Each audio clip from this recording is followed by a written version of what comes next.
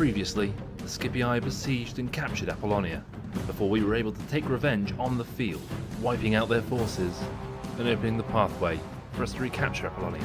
And, once again, we faced off against the Greek cities.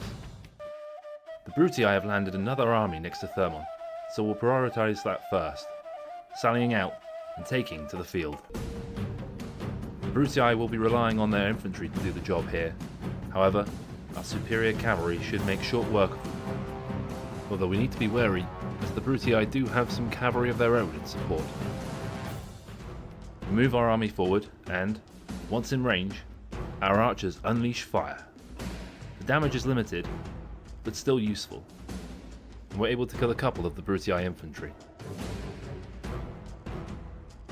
Next, we'll move forward our peltasts to skirmish with the enemy.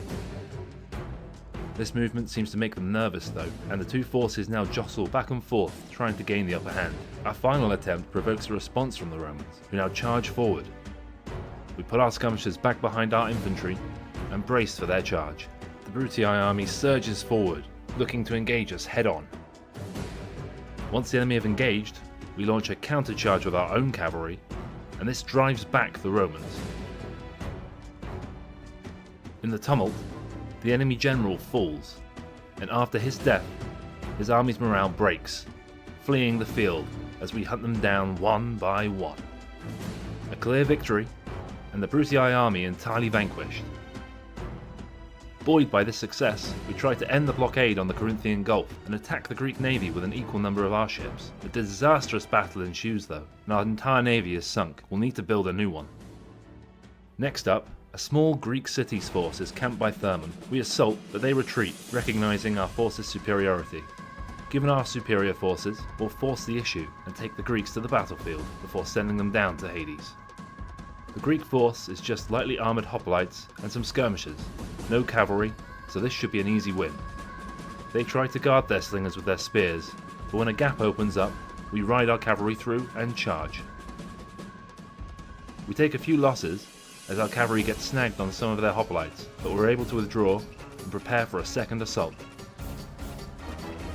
Next we move up our archers and our peltasts so that they can discharge their ammo before we take to any hand-to-hand combat. Our cavalry moves to the flanks and our infantry are brought up, ready to engage. Surrounded, the Greek forces become disorganised, allowing our cavalry opportunity to launch quick attacks to weaken some of the enemy unit. The Greeks try to assault with their infantry, but they're too slow and vulnerable, resulting in a devastating charge from our cavalry. Many of the Greek units are now isolated, and they become easy targets for our cavalry and missile attacks. We coordinate our forces, getting our cavalry together, ready to charge in and rout the remaining Greek troops. The Greeks launch one final assault, but to no avail. A few more volleys from our skirmishers, followed by cavalry charges, and the Greek army is in flight. Another Macedonian victory as we work to clean up Greece and start to fight back against our enemies. The Greek army destroyed, we return to the campaign map. With that victory, we can proceed towards Apollonia and will look to lay siege next turn. We can replace the hoplites in Sparta with peasants and start to move this hoplite unit north to join up with our armies. With that done, we can now end turn. With the start of next turn, we lay siege to Apollonia, ready to take the town back from the Scipii. Mercenary Cretan archers are available to hire, which we'll gladly take on, as they have great range and a strong attack, bolstering our skirmishing contingent. We can start to build our navy at Corinth again, and we'll also continue to hire light lancers at Larissa.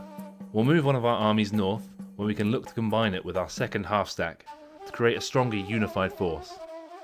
This we can then utilise against the Thracians, who still have a strong military presence. We've neglected our diplomat in North Italy, who now speaks with the Germans and secures a small cash reward as part of a deal. We can use this to build sewers in Thessalonica. During the next end turn, the Thracians come offering a ceasefire. As we're now in a position to take the fight to them, we'll ask for something in return.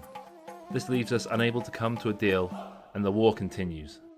We've now got a strong army in Thrace, which we can improve further with some mercenary hires. We'll keep sending our other force north to join up these two armies as well.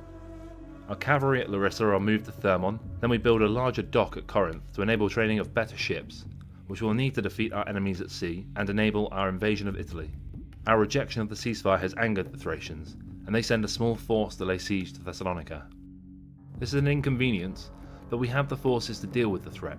We'll send the smaller of our two northern armies down to assault, whilst our larger faces off against the two Thracian forces in the mountains. We're reinforced for this battle from the city, though that only contains a squad of peasants and archers, which are of limited help. We're up against two militia hoplites and a falksman, with the Thracians starting facing both our forces in a box formation. Our reinforcing army tempts the Thracians, and they send a squad of hoplites to chase after our archers. This leaves them exposed to a charge from our cavalry though, which we rush to aid our archers. Seeing this, the hoplites return to their army, allowing our archers to fire a few rounds into them. The low armour of the Thracians makes them vulnerable to our missiles, meaning even the small squad of archers can do damage. With our cavalry now in position, the Thracians come forward again. We draw the falksmen away from their hoplites, our archers firing all the time. Once they are separated from their hoplites, our cavalry charge in and rout the unit. Falksmen are a difficult unit to deal with, so getting these off the battlefield straight away is a big win for us. The remaining Thracian hoplites flee the field, though remain in formation, making attacks difficult. We're able to do some damage, but their forces live to fight another day.